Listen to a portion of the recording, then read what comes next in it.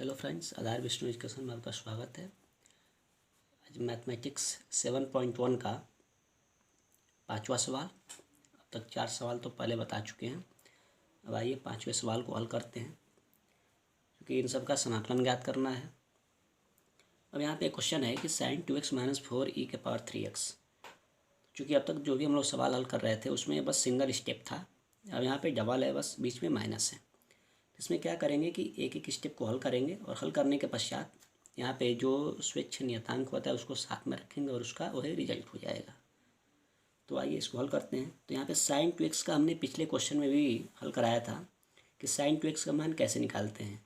तो सबसे पहले आप इसका सरल तरीके से निकाल लीजिए कि d/dx cos 2x।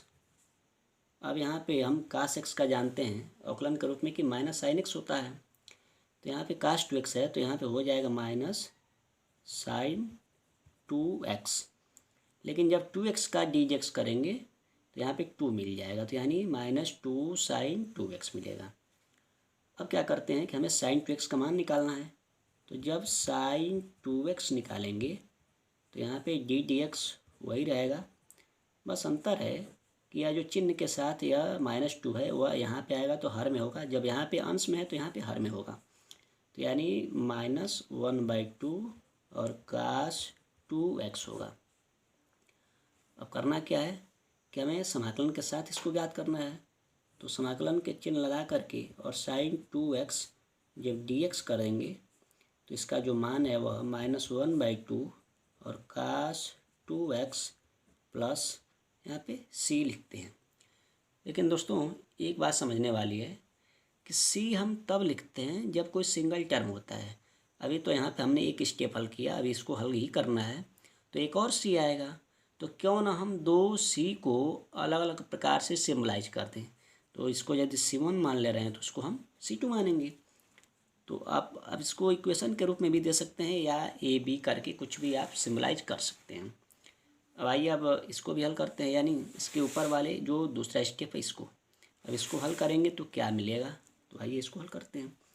तो यहाँ पे इसका भी dx निकालने, इसलिए अब हम dx निकालेंगे इसका, सॉरी यहाँ पे अब इसका भी हम निकाल लेते हैं। तो ddx सबसे पहले निकालेंगे हम e⁻³ का, e⁻³ का। अब क्यों e⁻³ का, जो उसका और भी गुणांक है उसको भी रख लेंगे साथ में। तो हम एक जानते हैं फार्मूला कि ddx e⁻x का फार्मूला e⁻x ही होता है, तो यहाँ पे भी वही रखेंगे। फिर 3x का जब dx करेंगे तो यहाँ पे कंप्लीट हमें 3 मिल जाएगा, तो यह हो जाएगा 3e⁻3x। अब यहाँ पे क्या करेंगे कि जब हम ddx जब इनको इधर लाएंगे, यानी यहाँ पे 3 है, जब इधर लाएंगे तो क्या मिल जाएगा, यानी 1/3 और e⁻3x फिर इक्वल टू में यहाँ पे बच जाएगा e⁻3x। अब हमें करना क्या है कि जब समाकलन के रूप में हमें e⁻3x dx लिखेंगे तो इसका मान यही होगा 1/3 e⁻3x और प्लस लास्ट में रिजल्ट लिखते हैं। तो रिजल्ट में क्या लिखते हैं, तो यदि पहले में हम लोगों ने यहाँ पे c1 स्वेच्छ अचर नियतांक लिया, स्वेच्छ अचर, तो यहाँ पे हम c2 कर लेते हैं और इसको क्या मान सकते हैं, हम यहाँ पे इसको समीकरण 2 मान सकते हैं। अब लिख सकते हैं कि समीकरण 1 तथा 2 से, यानी समीकरण 1 तथा समीकरण 2 से। अब यहाँ पे जब इनको 1 और 2 लिखेंगे तो यह कंप्लीट यहाँ पे समाकलन का चिन्ह लगाएंगे और sin 2x - 4e⁻3x और यहाँ पे बाहर में dx एक ही बार दोनों के लिए और बराबर sin 2x का रिजल्ट क्या आया है, यहाँ पे आप देख सकते हैं कि -1/2 cos 2x प्लस c1। तो यहाँ पे लिख सकते हैं कि -1/2 cos 2x और यहाँ पे जो c1 आया है यह भी लिख सकते हैं। तो चलिए उसको भी नोट कर लेते हैं, प्लस c1 फिर माइनस, अब यहाँ पे देख सकते हैं कि 4 भी है, तो 4 × अब यहाँ पे देखिए e के पावर 3x का हमने हल किया है तो e के पावर 3x dx का मान इतना आया है। तो यहाँ पे 1/3 e के पावर 3x प्लस c2, यह तो इतना नोट कर लेते हैं। लेकिन यहाँ पे किसी भी क्वेश्चन में हम स्वेच्छ जो अचर होता है इसको 2 बार लिखने की कोई विशेष ज़रूरत नहीं है। तो इसलिए यहाँ पे क्या कर सकते हैं, इनको और थोड़ा सा संक्षिप्त फार्म में लिख सकते हैं, यानी शॉर्ट फार्म में। तो -1/2 cos 2x, फिर यहाँ पे देख सकते हैं कि माइनस 4/3 यानी 4 × 1 और बाई 3, फिर e के पावर 3x और c1 प्लस c2 जो आ रहा है इसको हम डायरेक्ट प्लस एक बार कैपिटल C दर्शा सकते हैं।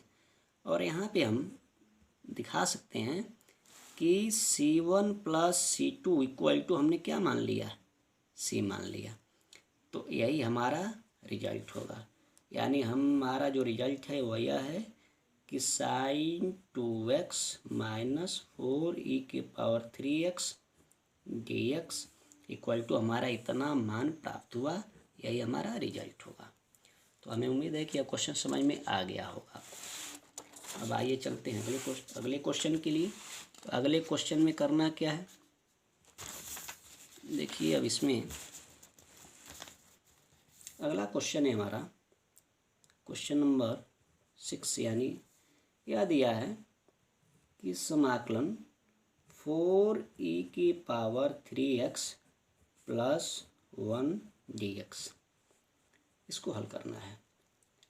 अब हल करेंगे तो आप जानते हैं कि यदि यहाँ पे 2 पार्ट में दिया हुआ है तो एक एक पार्ट को ले लेते हैं। तो यहाँ पे इसको ऐसे खंड करके तोड़ सकते हैं। तो 4 और यहाँ पे क्या है, जब e के पावर 3x है तो इसको साथ में dx कर लेंगे। तो e के पावर 3x dx फिर प्लस, अब यहाँ पे क्या है तो 1 का dx में करेंगे तो इस समाकलन को भी अलग अलग तोड़ेंगे। तो यहाँ पे 1 dx लिखिए या फिर dx लिखिए, बात वही होगी। अब फिर क्या करेंगे यहाँ पे कि 4 और e के पावर 3x का जब हल करेंगे तो कितना आएगा, तो अभी हम आपको दिखा दे रहे हैं। e के पावर 3x को जब हल किए थे तो क्या मिला था, पीछे चलते हैं तो देख सकते हैं e के पावर 3x, आप देख सकते हैं कि e के पावर 3x का समाकलन ज्ञात हुआ था तो 1/3 e के पावर 3x आया था। तो सेम इसी का यही रिजल्ट यहाँ पे नोट कर लेंगे, यानी 1/3 e के पावर 3x।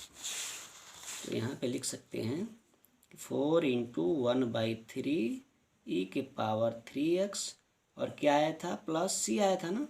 तो यहाँ पे देखिए अब यहाँ पे इंटीग्रेशन dx करते हैं तो इसका मान x होता है और हम लास्ट में दोनों के लिए एक ही बार c नोट कर दे रहे हैं।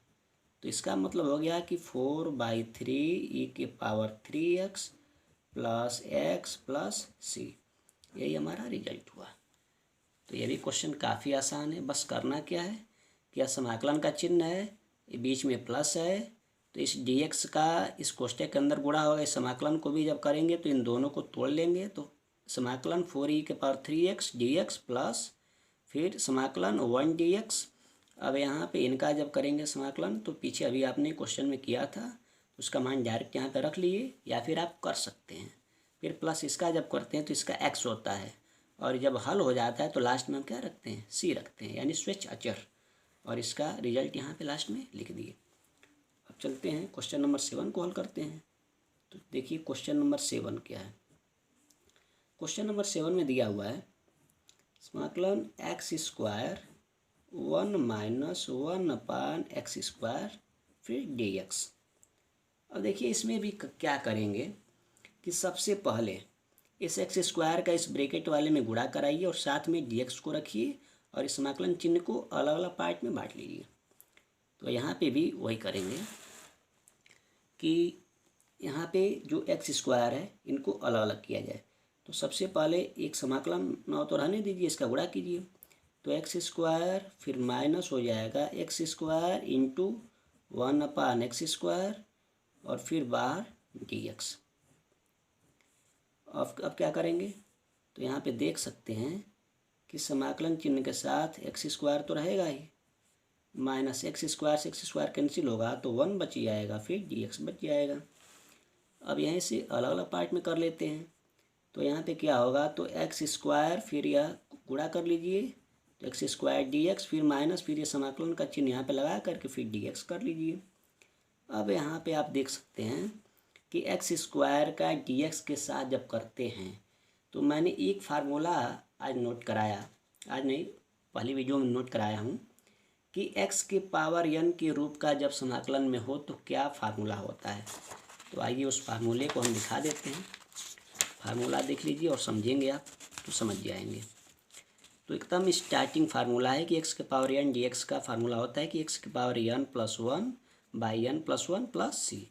यही पहला फार्मूला है समाकलन का, यही आपको ध्यान देना है। अब यहाँ पे क्या करते हैं कि एक्स पावर 2 है तो यहाँ पे मिल जाएगा आपको एक्स के पावर 3 और बाई 3, फिर क्या मिलेगा तो माइनस इसका आ जाएगा तो एक्स होगा और लास्ट में प्लस सी। यही आपका हल हो जाएगा। यदि यह मान न निकालना आया हो तो यहाँ पे आप समझ सकते हैं साइड में कि एक्स स्क्वायर है तो यहाँ पे एक्स पे 2+1 बाई 2+1 करते हैं प्लस सी करते हैं उस फार्मूले से, तो यहाँ पे हो जाएगा एक्स पे q/3 फिर प्लस सी। यही रिजल्ट हमने इसका यहाँ पे लिखा हुआ है प्लस सी के साथ, और इसका माइनस एक्स होता ही है। अब चलते हैं 8वें क्वेश्चन के लिए, यानी क्वेश्चन नंबर 8। तो क्वेश्चन नंबर 8 में आइए देखते हैं किसका क्या होता है। तो क्वेश्चन नंबर 8 है समाकलन के साथ ax² प्लस bx प्लस सी और ये dx, इसको हल कैसे करेंगे। तो देखिए इसमें भी वही करेंगे, बस करना क्या है कि जिसका समाकलन करते हैं जैसे कि यानी वेरिएबल यानी चर टाइप का जैसे एक्स वगैरह का, उसको समाकलन के साथ रखेंगे और बाकी जो पद होते हैं उनको पहले हम कॉमन के रूप में रख लेते हैं। अब यहाँ पे देखिए क्या करना है कि ए है एक्स स्क्वायर है तो एक्स स्क्वायर डी एक्स होगा और ये यहाँ पे समाकलन के पहले लिख लेंगे। तो यहाँ पे नोट कर लेते हैं ऐसे कि ए फिर समाकलन चिन्ह के साथ x square D x plus फिर बी फिर समाकलन चिन्ह फिर यहाँ पे एक्स और यह डी एक्स, फिर क्या कर लेंगे प्लस यह सी है फिर समाकलन चिन्ह के साथ डी एक्स। अब क्या करेंगे तो यह ए है और एक्स स्क्वायर डी एक्स का अभी यहाँ पे निकाले थे, देखिए एक्स स्क्वायर के रूप का कि एक्स स्क्वायर डी एक्स का मान इतना आया है, यह मान आप डायरेक्ट रख सकते हैं। तो इसका हो जाएगा एक्स पे q/3 फिर प्लस इसका हो जाएगा b और इंटू एक्स का जब करेंगे तो यह x²/2 फिर प्लस c और dx का जब समाकलन होता है तो यह x होता है, तो यानी x और प्लस लास्ट में क्या रखते हैं c रखते हैं। ये भी बहुत सरल है। तो अब इनको फिर क्या करेंगे तो इनका हो जाएगा ax पे q और बाई 3 फिर प्लस bx²/2 फिर प्लस cx और प्लस यहाँ पे c। तो यही हमारा क्या मिला रिजल्ट मिला। तो ये भी काफ़ी सरल क्वेश्चन था और बहुत ही सरल, इसको हम अलग अलग पार्ट में तोड़ करके इसका समाकलन कर देंगे, लास्ट में सी स्विच अचार रख लेंगे। यह क्वेश्चन बहुत ही सरल शब्दों में हल कर लिया गया। तो आइए अगला क्वेश्चन हल करते हैं, यानी क्वेश्चन नंबर 9। क्वेश्चन नंबर 9 में देखिए क्या है। तो क्वेश्चन नंबर 9 है कि 2x² प्लस e⁻x फिर dx। अब यहाँ पे यही क्वेश्चन है। अब यहाँ पे क्या करेंगे कि वही काम करेंगे कि 2 यह अचर है, इनको पहले कर लेंगे समाकलन के साथ x² और फिर dx, फिर यहाँ पे समाकलन के साथ ex और dx अलग अलग पार्ट में कर लेंगे और इनको हल कर लेंगे। तो यहाँ पे 2 कर लेंगे फिर x² dx प्लस समाकलन के साथ चिन्ह के साथ ex फिर dx। अब यहाँ पे आप जानते ही हैं कि 2 और x² का निकालेंगे तो यह क्या होता है आपको पहले से पता है, x पे q/3 और फिर प्लस ex का करते हैं तो e⁻x होता है और लास्ट में क्या रखते हैं प्लस c रखते हैं। फिर क्या करते हैं इनको अब सिस्टमेटिक रूप से रख लेते हैं। तो यानी 2/3 फिर x पे q प्लस e के पावर x प्लस c। बस इतना ही करना है इसमें, अब कोई ज़्यादा तो है नहीं। अब इनके लिए आप समझ सकते हैं कि यह क्वेश्चन यानी क्वेश्चन नंबर 9 तक बहुत ही सरल था, जिसको हम लोगों ने हल किया। अब आइए चलते हैं एक क्वेश्चन और करते हैं। अब एक क्वेश्चन यानी क्वेश्चन नंबर 10। देखिए इसमें क्या है, समाकलन चिन्ह के साथ जो है वह रूट में x फिर -1/रूट में x और यहाँ पे स्क्वायर और ये dx। अब देखिए यह भी सवाल बहुत ही सरल है। बस समझना क्या है कि जैसे a माइनस बी का होल स्क्वायर होता है, वैसे ही यहाँ पे a की जगह रूट में x और b की जगह 1/रूट में x है, होल स्क्वायर है। तो इनको भी वैसे ही तोड़ लेंगे, उसके बाद से समाकलन का चिन्ह हम अलग अलग पार्टीशन में लगा देंगे और बाकी इसको हम हल कर लेंगे बहुत ही सरल तरीक़ों से। तो यहाँ पे पहले चिन्ह रहने दीजिए और यहाँ पे a माइनस बी के होल स्क्वायर से पहले इसको तोड़िए। तो रूट में x का होल स्क्वायर फिर माइनस क्या होता है, तो 2 में x इंटू 1/रूट में x फिर प्लस 1/रूट में x और इसका स्क्वायर कर देते हैं और बाकी के बाहर यहाँ dx है तो dx रहने देंगे। फिर क्या करेंगे, अब इनको हम देख लेंगे कि क्या हो रहा है। तो कोष्टक के साथ जब इसका स्क्वायर करेंगे तो क्या मिलना चाहिए, कंप्लीट x फिर माइनस, या इससे यह कैंसिल हो जाएगा तो -2 मिल जाएगा, फिर प्लस या 1 का स्क्वायर 1 ही होगा, रूट में x का स्क्वायर बस x होगा तो 1/x, फिर क्या हो जाएगा, या बाहर dx है। अब यहाँ पे देख सकते हैं जब समाकलन का चिन्ह जब इनको अलग अलग लगाएंगे तो dx के साथ रख लेंगे। तो यहाँ पे समाकलन x चिन्ह के साथ x dx फिर -2 फिर चिन्ह के साथ अब यहाँ पे क्या रख लेंगे dx फिर प्लस या 1/x है तो चिन्ह के साथ 1/x फिर dx। बस इतना ही इसमें करना है। अब जब यहाँ तक आप कर लेते हैं तो बहुत ही सरल हो जाता है। अब इसका जानते हैं कि x की पावर 1 है तो इसका क्या होना चाहिए, तो x² फिर /2 होता है और -2 और इसका जब dx होता है समाकल चिन्ह के साथ तो इसका x होता है और प्लस। अब एक चीज़ आपको समझना है कि समाकल चिन्ह के साथ जब 1/x dx होता है तो इसका वैल्यू क्या होता है, तो इसका वैल्यू फार्मूले में होता है, मैंने जो पहले वीडियो में फार्मूला दिखाया, log mod में x और लास्ट में प्लस c हो जाता है। तो यही होता है रिजल्ट के रूप में और यही आपका आंसर हो जाता है। तो यह भी क्वेश्चन काफ़ी सरल था, इसको हम लोगों ने हल कर लिया। बाकी जो क्वेश्चन है वो अगले टर्म में हल होते रहेंगे। तो बस हमें उम्मीद है कि आपको यह पूरी तरह समझ में आ रहा होगा। आज के लिए इतना ही, थैंक यू।